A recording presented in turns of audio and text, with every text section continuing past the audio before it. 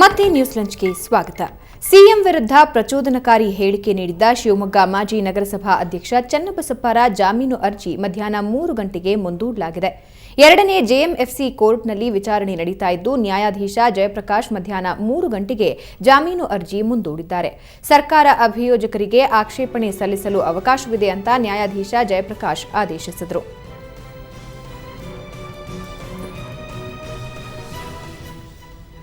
ಇದಕ್ಕೂ ಮುನ್ನ ಚನ್ನಬಸಪ್ಪರ ವೈದ್ಯಕೀಯ ಪರೀಕ್ಷೆಗೆ ಹಾಜರುಪಡಿಸಲಾಗಿತ್ತು. ಆರೋಗ್ಯದಲ್ಲಿ ಏರುಪೇರು ಆಗಿದ್ದ ಕಾರಣ ದೊಡ್ಡಪೇಟೆ ಪೊಲೀಸರು ಮೆಗ್ಗಾನ್ ಆಸ್ಪತ್ರೆಗೆ ಕರೆತಂದು ವೈದ್ಯಕೀಯ ಪರೀಕ್ಷೆಗೆ ಒಳಪಡಿಸಿದರು.